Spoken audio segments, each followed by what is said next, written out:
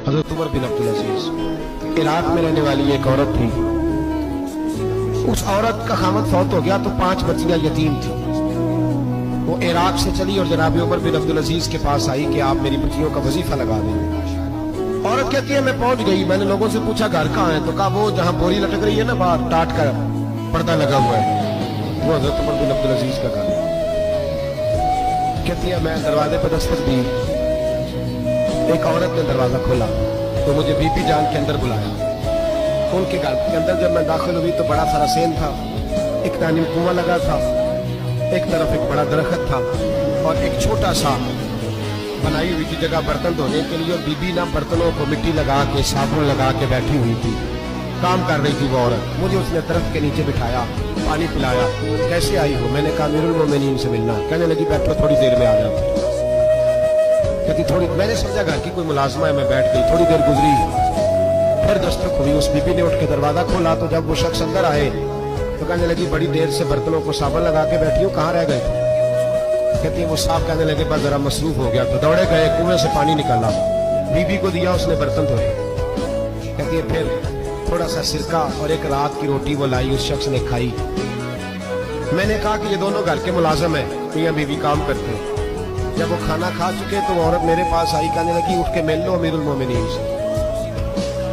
मैंने कहा कौन अमीरुल मोमिनीन? तो कहने लगी कब से तो आए हैं, ये जिसने कुएं से पानी निकाला यही मुसलमानों का अमीर है, और ये जिसने दरख्त के नीचे बैठ के सिरके से रोटी खाई है यही है, ये फरिश्तों की दास्तान नहीं।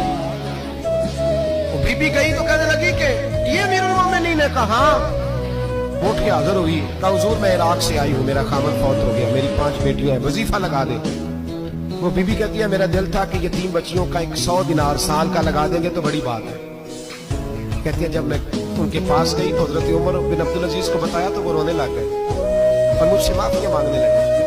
मैंने कहा हुजूर आप क्यों माफी मांगते हैं? तो कहने लगे इसलिए माफी मांग रहा हूँ कि तू मेरी रियाया में थी और तेरी 5 बच्चियां यतीम थी, तुझे खुद चल के आना पड़ा है। मेरा काम था तेरी खबर लेता, माफ कर दे अल्लाह की रजा के लिए। उन्होंने वजीफा लिखना शुरू किया तो मेरी एक बच्ची का 1000 दिनार साल का लिखा। मैंने कहा अल्लाह तेरा शुक्र है। फिर दूसरी बच्ची का 1000 लिखा तो मैंने कहा अल्लाह तेरा शुक्र है। तीसरी का 1000, चौथी मैंने कहा शुक्र है। जब चौथी का लिखा तो मैंने कहा अल्लाह आपका इकबाल बुलंद करे, अल्लाह आपको हमेशा इसी तरह फलता फूलता रखे। कहते जनाब उमर बिन अब्दुल अजीज ने कलम रख दिया, फरमाने लगे मैं 5वीं का वजीफा नहीं लिखूंगा, 4 बहनों से कहना बांट के इसे भी दे दे। कहा हुजूर क्यों?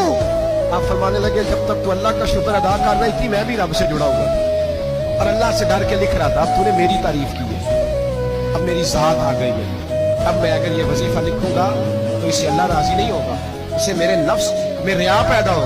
अब मैं 5वीं का नहीं लिखूंगा, जा और जाके इराक के गवर्नर को दे। बीबी कहती है मैं घोड़े पे बैठी और मैं चंद दिनों के बाद इराक पहुंची। जब सवेरे आके मैंने बालिए इराक को रुका दिया तो वो चीख मार के रोया। मैंने कहा क्या हुआ? तो कहने लगा बीबी आज रात को हजरत उमर बिन अब्दुल अजीज का इंतकाल हो गया, फौत हो तो इंतकाल कर। कहती मैं भी तड़प के रोई। मैंने कहा मेरी ये 3 बच्चियों का क्या बनेगा? तो वो गवर्नर कहने लगा तेरे वजीफे जारी रहेंगे, तुझे मिलते रहेंगे। तो कहने लगी कैसे? कहने लगा मैं अगर तो गवर्नर रहा तो तेरा वजीफा जारी रहेगा, और अगर गवर्नरी से उतर भी गया तो मैं जाती तौर पे मालदार हूँ, फिर भी तेरी बच्चियों के माना पैसे पहुंचते रहेंगे।